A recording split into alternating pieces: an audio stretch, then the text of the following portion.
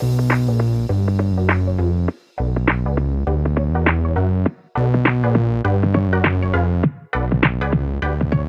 welcome to another episode of Chris and Dave's Reality TV Cast. I'm one of your hosts, Chris, and my co-host and very good friend is Dave. Hey there, Chris, and hello to our listeners out there. Welcome to Chris and Dave's Reality TV Cast. We're covering Married at First Sight Australia, Season 11, Episodes 13 through to 16. Now, Chris, where would you like to start today? Well, Dave, let's start with a commitment ceremony. So, we had Ben and Ellie. Ben, bullshitter Ben. I am... not want kids. I want kids. He was doing the fucking okey cokey, and he's doing it again. And I tell you what's pissing me off about him, Dave. He's got a Stan Laurel type confused face, hasn't he? Like he's getting praised all over the place in the commitment ceremony by the experts, by the contestants. Andrea calls him out, and he's just mute. He's just stood there looking at him like, yeah. And then he just goes, I'm in. And I'm like, fuck off, you are in. Absolute.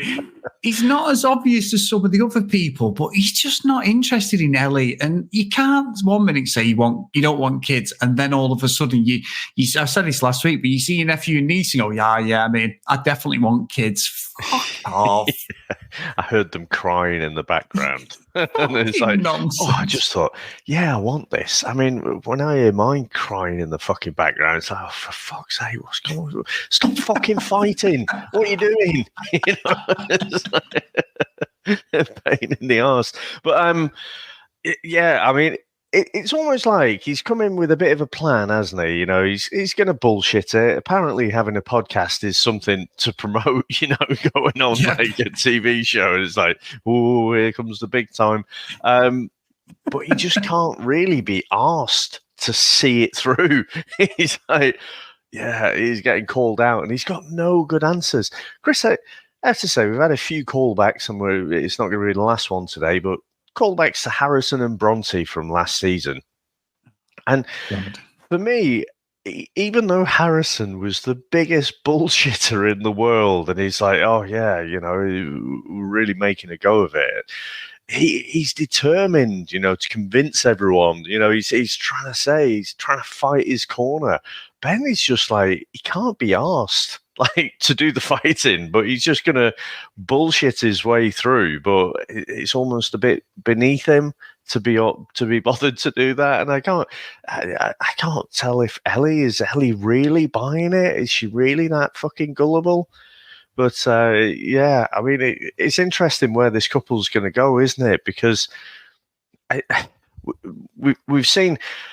We say about the major reason for everyone to get on this is to promote themselves. But, you know, you can still spark a relationship up even despite that.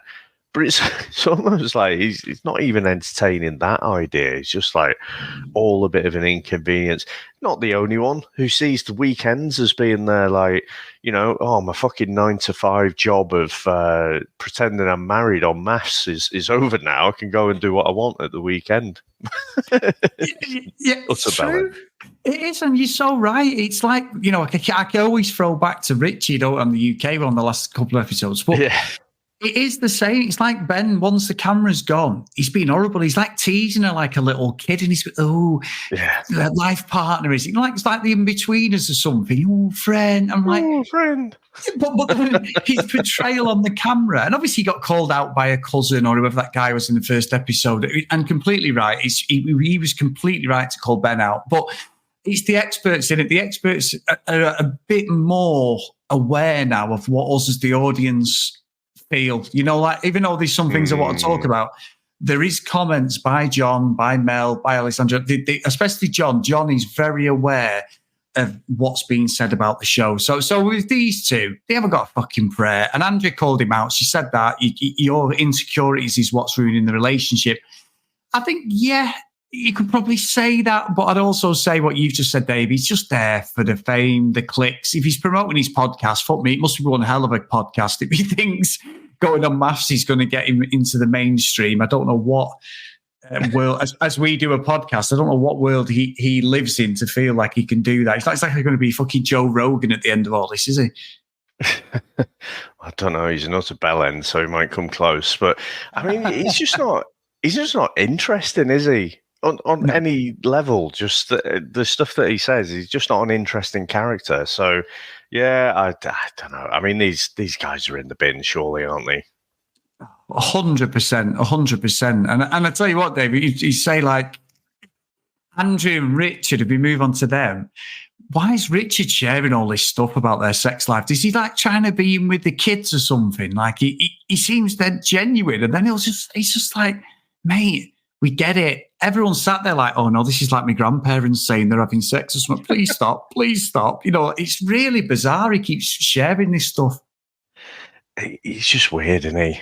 Yeah. He does think he had that thing of like, oh yeah, people say I don't look 60.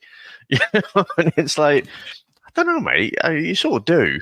It's got this attitude of like, I don't know. Oh, I lie because, you know, I can easily pass for 40. Chris, I was watching a bit more of The Office last night, and I sent you the screenshots.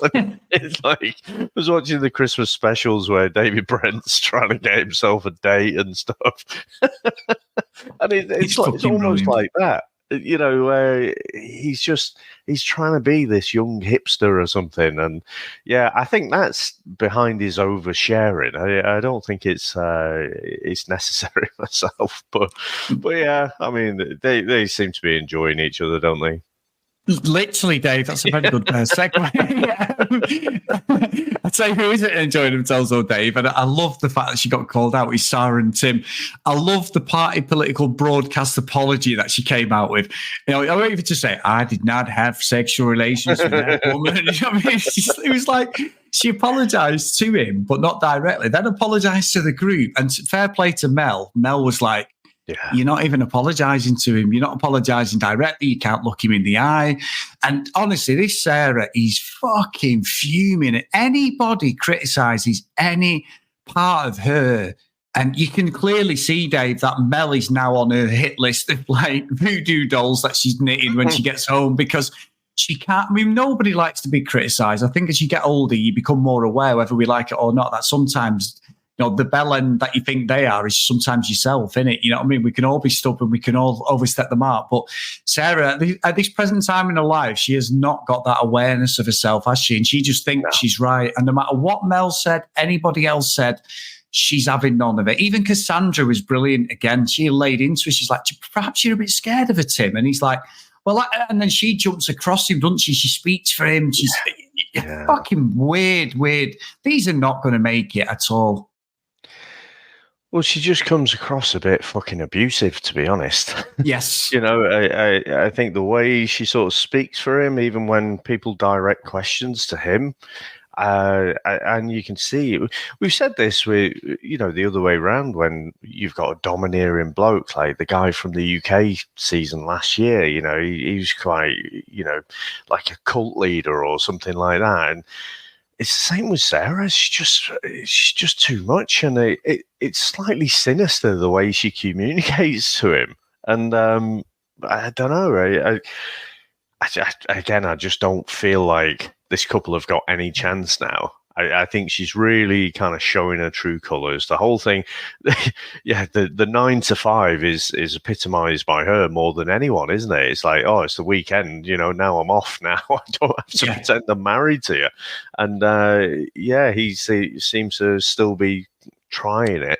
And of course, you know, we haven't had too much with the OG couples this week, have we? We had the commitment ceremony, then we had the dinner party at the end, and got the wedding episodes for the Intruder couples in the middle, haven't we? So I feel a bit shortchanged with where Sarah and Tim are this week. But definitely next week, I think I'm intrigued where they go, because it's almost, you know, when I can't think of a good example, but like when you were a kid, maybe you're out or something like that, and you misbehave or something, and then you get told, like, wait till we get home. You're like, oh, shit. You know, I feel like that's how Tim is, you know. So when Mel was going at Sarah, I'm thinking, oh, fucking hell, Tim's going to get this when he gets back home now. And nothing epitomised that more when you were like, Give him a cuddle. Give him a cuddle. He was whispering in his ear, I am going to rip your dick off when we get home. You fucking know he was getting the full Glen Close job on the way home. Give him a cuddle. Not with his neck, with your hands. Yeah. Homer Simpson and Bart. Yeah, I'll give him a fucking cuddle. But I think you've hit on a good point there. We do feel a little bit shortchanged because even moving on from that, the Cassandra and Tristan thing, that was like literally on a knife edge last week, wasn't it? She didn't find him attractive. There was a little bit of dialogue that he turned the corner. We got a little bit of a VT, but not enough really to justify, I think, what had built up. But I guess it's an action-packed week with the Intruders, isn't it? So I can, like you said, maybe next week we'll see sort of the bare fruit of what's going on with them two. And even like Eden and Jaden, there was nothing, was there, this week of them two? He had a couple of nice suits on. Nothing. They were just passed by.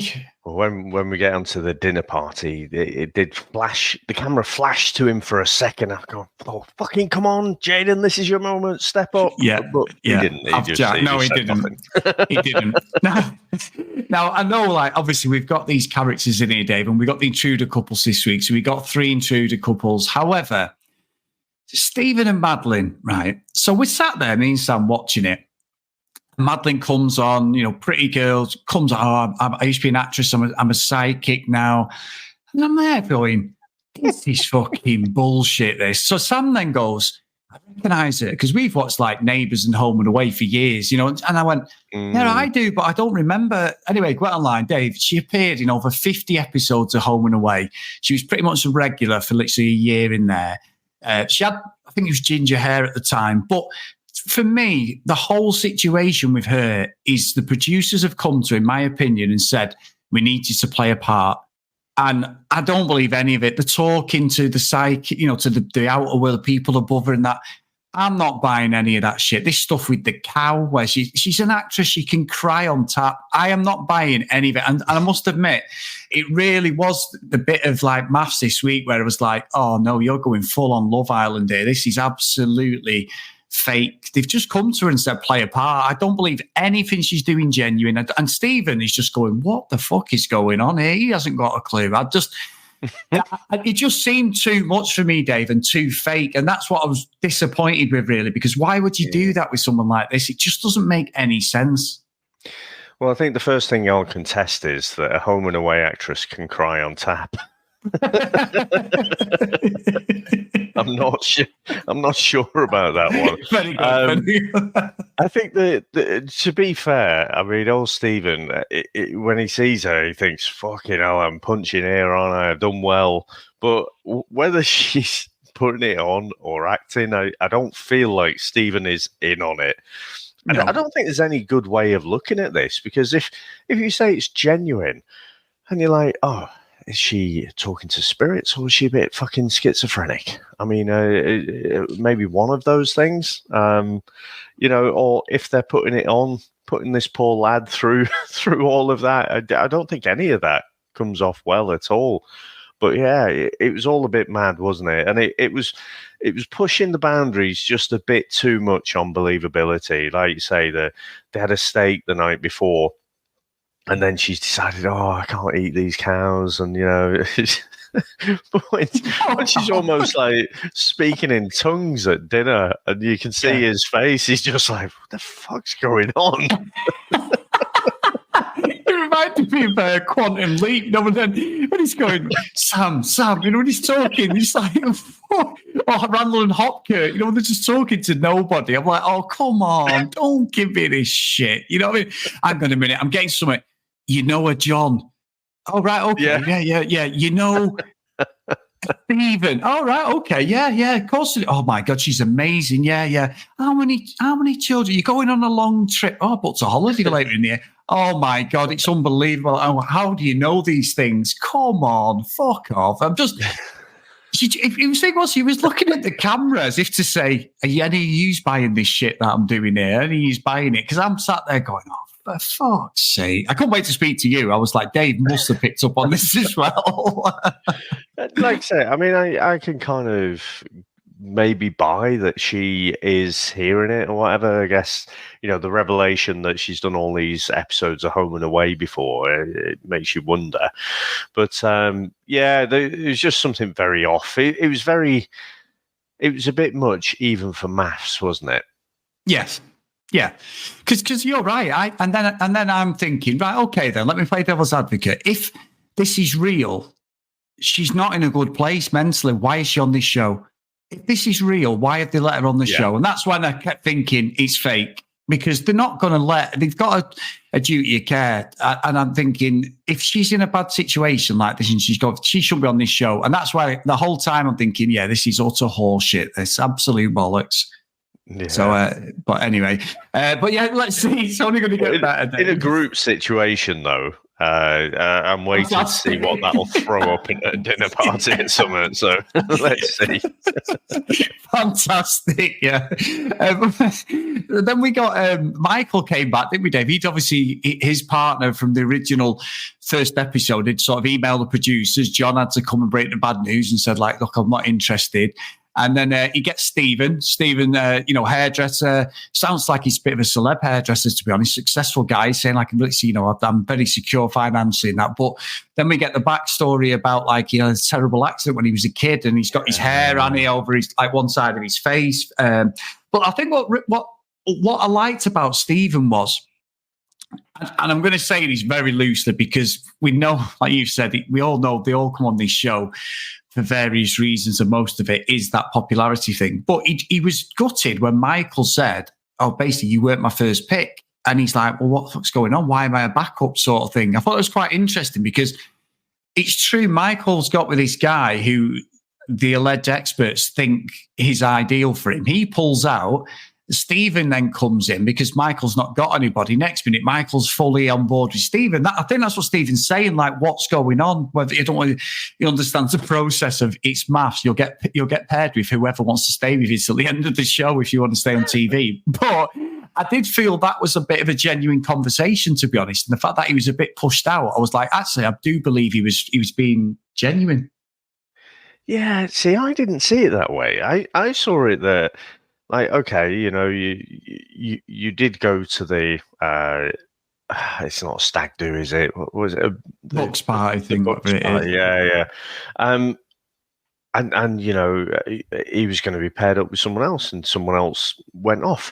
But it's not like he actually knew that person and was going to get married to them. It's just someone who applied to be on the show or was scouted. The experts thought, either these have got a good chance or these are really good to fuck with. One of those two things. It's not like, okay, there are 7 billion people on the planet. This is the only match for you. And he had no say in that match anyway. So who's to say that, Michael and Stephen isn't a better match than the previous one? It just, I couldn't get behind it really. It's just like, okay, you come on this show, you're going to get paired up with a random stranger. And, there can be several drafts of that. I just didn't really buy it myself. I mean, I'm not dismissing the fact that Stephen feels like that. I was just trying to put myself in that situation and think, well, for me, it wouldn't make a big difference. It's just there's a random element to it. And so, this is just the way it's worked out this time. No, that's interesting. You're right, because they don't meet before, do they? It's all purely when they're at the altar. That's the first interaction they have. So, yeah. Maybe I'm reading too. I'm trying to get some sort of fucking solace in, is any of it real, Dave? That was the only thing. That's the problem, isn't it? When we cling to that belief that at its core, there's a slither of little bit of realness in it, but generally not. Well, and I've got to say, Dave, I do think the producers, one thing they got right is they have brought the biggest, and I'm quoting you, Dave, because you said this before, gaggle of bellends, Mr. Horrocks quote, on the show. Because we get Jade, nice girl, she's chatting, and then we get Ridge, and that fucking D's thing he keeps doing, Dave, he wants a fucking slap.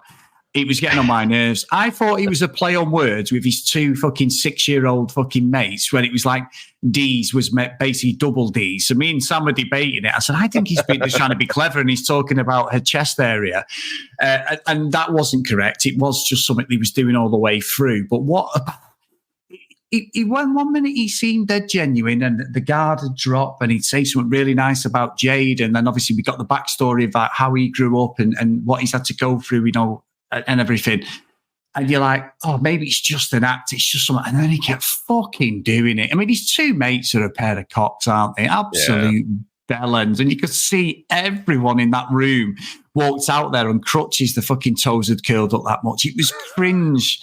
It's not even like, it's like, yeah, you do that thing with your friends in your WhatsApp group or when you're together. If you want to be that childish, but, it was awful. And Jade just sat there going, what the fucking hell am I doing with this clown?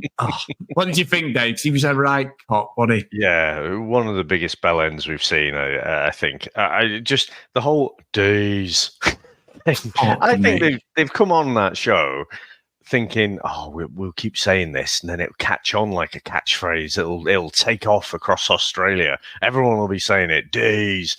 It comes across like such a frat boy, fuck boy sort of thing, doesn't it? And just his mates. You know what they reminded me of? You know when Simon thinks he's going to lose his virginity, doesn't he? And in the In-Betweeners, he goes up to is it Warwick University or something? and then the mates, the students come around. It's like, oh no, he's asked a question. You got to drink 2 fingers now. His mate, he looked quite like old matey boys mates here, the old D's lot. Ridges, but yeah, just so far up his own arsehole, I can't actually figure out where he actually starts and ends. So yeah, you've got no chance. Just talk about fame hungry desperado.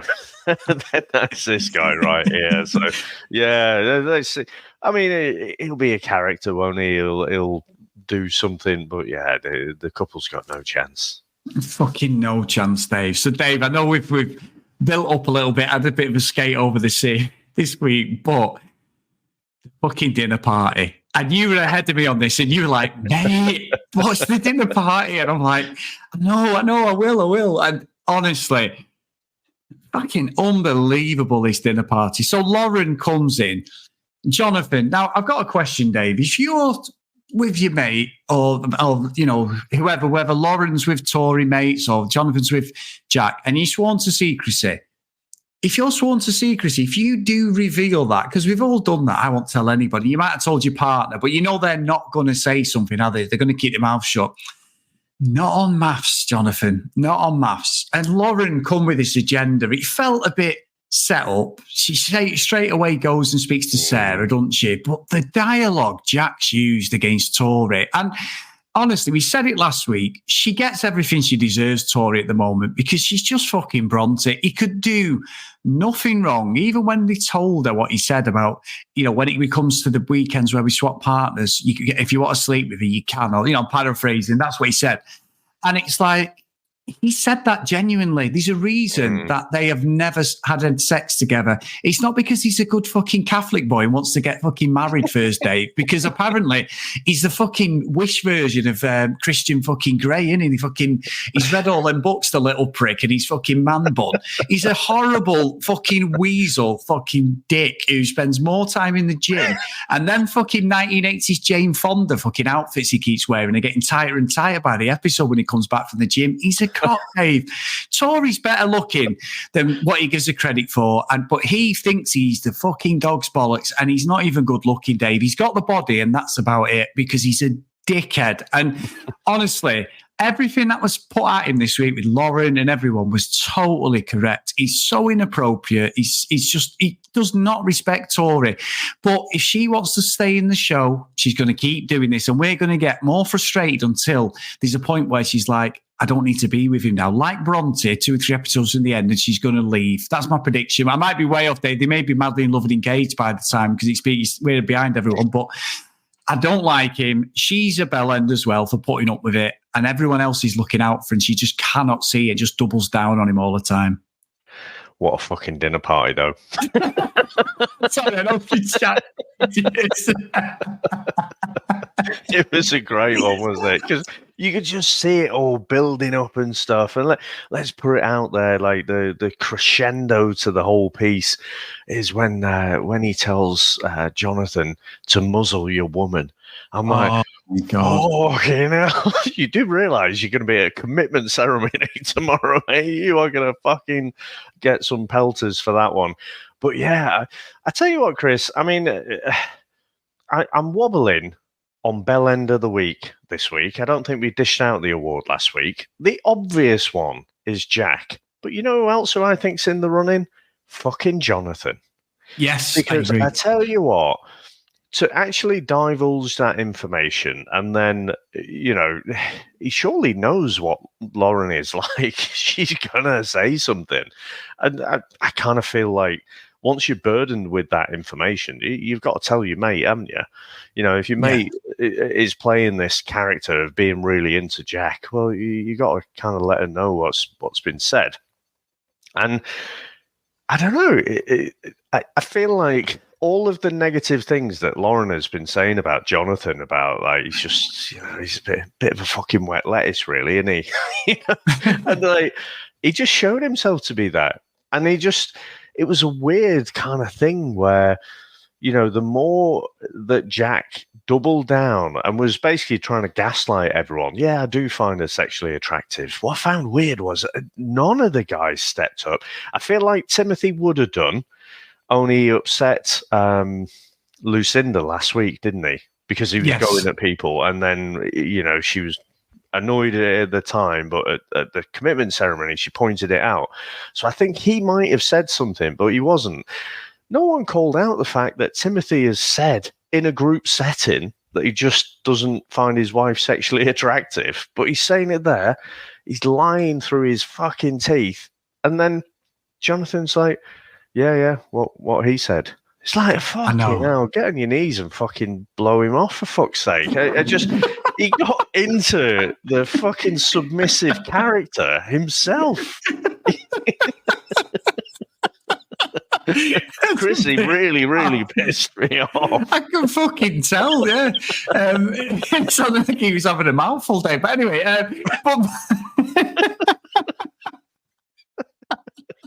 he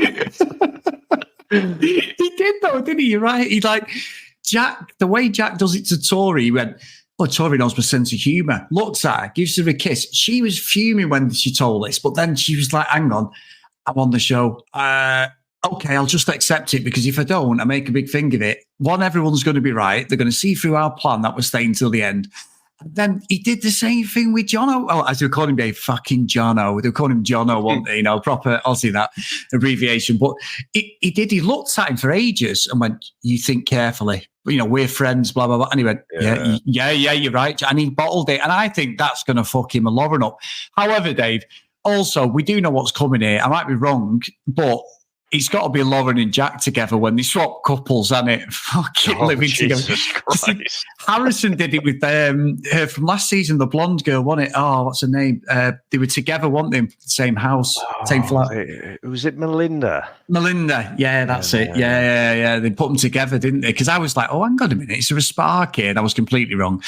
But yeah. Can you imagine if you got fucking coupled up with Tori now? It's like, oh, I feel a bit of pressure now. Jack said I've got to get on the job. Yeah. If you insist, yeah. But I mean, she was saying, sorry to cut across you. She was saying like, oh yeah, our humour's really dark. And it's like, that's got fuck all to do with it. I mean, you know for a fact you're not actually sleeping together. And you know, there's a reason for that. You said yourself, there's something wrong if we get through intimacy week and we don't sleep together. Then there's something wrong with that. So she knows, but like you say, she's just so desperate to stay on the show, and she's such a letdown for this so-called, you know, alpha female character that's come in. She just showed herself to be fucking pathetic, to be honest, and just getting gaslit by that bell end. It's just really, really disappointing. But that was the moment when the camera went to Jaden, because I don't think Jaden likes him at all. I'm like, God, fuck it. He's probably the only one there who could potentially intimidate Jack. But no, he just said fuck all. Yeah, but Dave, going off Jaden's track record, he's probably thinking, listen, Jack, if you want me to sleep with your girlfriend and watch it, I've got no problem. You come in and watch it, mate, and I'll look after her for you and everything. I've done it before. Yeah, I'm joking aside. I was thinking the same thing. I was thinking, go on, say something, and he says nothing, does he? He says absolutely. He's. I mean, after his revelation, that was an awful thing to do anyway to his ex-girlfriend. You know, she had cheated on him, but you're sort of thinking he's in a good place if Eden. Stand up. You'll get a bit of kudos. Maybe they clash later on. I don't know. But he clearly doesn't like him. He just, fucking hell. I mean, I love the reactions of the rest of the contestants of that day, you know, all the couples, because you can see the one's just like, is this fucking... I mean, it was that bad what Jack said. Even fucking Sarah was outraged. And I'm like, wow, for all the people, you're outraged. You know what I mean? But fucking brilliant TV again. For all the wrong reasons. I just wonder, do you not feel like this is set up for, I don't know, Jack to couple up with one of the Intruder couple's brides or something? Yeah, I think he will. I don't think we've hit the end of what he's going to do, Dave. I genuinely do. And then Tori's going to act as if she was blindsided, isn't she? Like, I didn't even know this was going to come, this. You know, it's like, come on. Like, you know Bronzy last year. Like, I just completely pulled the wool over my eyes. And I had no idea. It's like, fuck off. Okay, Pinocchio, yeah. Oh, brilliant. Absolutely love it. So anything else, Dave, before we go? I think just I'm not sure where Timothy and Lucinda are this week. You know, just in terms of will they, won't they? Are they salvageable? Are they not? You know, he talked. Oh my God, it was at the dinner party, wasn't it? Where he didn't let slip, but he was talking to Tristan about his dad. You know, his dad's dying words pretty much were that he doesn't like you. And it's like, terrible. Yeah. Fucking hell. I mean, that was only, what was it, 5 weeks before the wedding or something? Yeah. Yeah. I mean, what? I can't imagine the scenario where you're just about to exit this mortal coil and you think, you know, your fucking offspring, you're going to burden them with that. I mean, it's just disgusting, isn't it? And so I'm not saying that excuses some of his kind of behavior, because I don't think he's been very nice to Lucinda in certain bits, and you know, but that is a terrible thing to have to live with. Yeah, it is, to be fair. And obviously we have no context either, do we, what the situation, but you're right. And I forgot about them. Yeah, he got called out, didn't he? Because he's, again, Lucinda, to be fair, with the sort of experts backing her, she's like, I don't know what you want. I don't know what you want. And she was right, wasn't she? They called him out. And then towards the end of the week, he was like, actually, yeah, we're in a great spot. We're in a great spot. So much so that he never said much really to Jack and Tori when it kicked off. He'd already done that the week before, and he was like, I think what he liked, Timothy, was the fact that other people were going at him. You know what I mean? He's like, I'd have to do my bidding. But yeah, I don't think they're going to be together either. I really don't. I think Lucinda's too nice a person for what he deserves, really. Very bizarre. It'd be a good, sort of almost like a redemption story, wouldn't it? I'm just unsure now. I feel like Lucinda is that perfect person for someone like that, someone who's carrying all of this baggage.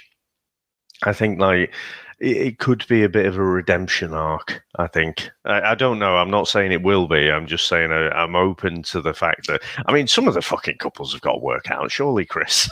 I mean, you mentioned Cassandra and Tristan. I mean, Christ, they're up and down like a yo-yo, aren't they? I'm getting slightly bored of that dynamic now. I want them to either progress or not. But yeah, what I can't wait for, Chris, is to get into these next 4 fucking episodes because I fucking love it. I mean, I don't love the Intruder weddings and stuff this week. Like I say, I feel this week a little bit shortchanged, but that's just why I'm waiting to get into these next episodes now. No, it's going to be good, mate. And I'm so pleased that we're there doing all this. So, no, brilliant stuff. And thank you to everyone who's listening along with us. If you're in the UK, obviously, we're up to date with what's going on in the UK. If you're outside the UK, you're ahead of us. I love the fact that people are going back and just listening to the podcast, Dave. And there, you've got a lot of people tuning with the hindsight, like we're probably going, you two don't know what the hell you're talking about. Just you wait, because it's nearly finished, hasn't it? Really, in Australia. So I think so. Yeah. So we're pretty close to the end over there. So so let's see anyway. But honestly, as always, if you want to email us, cdrealitycast@gmail.com. If you want to follow us on social media @cdrealitycast, as always, get over to facebook.com/Chris and Dave's Reality TV Cast. Come and join us. Big thanks to Charlene, as always, for running and moderating that channel. And all the episodes are on there as well if you're outside the UK. So please get on there. If you do want to watch it live with ourselves, we do have a link in the show notes for NordVPN as well. So you can watch it on, I was going to say ITVX, but you see E4 player, Channel 4 player. So good stuff. So, Dave, also, if you want to support us, sorry, I forgot about that. I can't forget the Roll Call of Honor. I've not even been doing it for 400 episodes, but there you go. So, please, if you want to support us, get over to patreon.com/CD Reality Cast. So, the Roll Call of Honor, and massive thank you to Sinead, Jesse, Kathleen Sims, Andrea, Nick, Danielle, Kim, Amanda, Larissa, Helen, Nicola, Fiona, Cassie, Maggie, Zoe, Gillian, Keith, Helen, Chloe, Joanna, Libby, Katie, Dee, Susan, Hennessy, Lauren, Lucky Rudy Green, and Kent Gustafson. So thank you so much, guys, for all your support, past and present on Patreon. It's just amazing the amount of people who support our podcast. I really, really appreciate it. And, well, Dave, we're nearly halfway there now, I think, or just about to hit halfway in the series. So, it's been absolutely ridiculous, as always, but I just love maths. Yeah, it's so good, isn't it? It is such nonsense. And like you say, even where, it's stretching reality a little bit too far, it's still great. So I can't wait for next week. So thank you very much, sir. Thanks to all our listeners out there. Thanks to all our supporters. And we'll speak to you next time. Bye.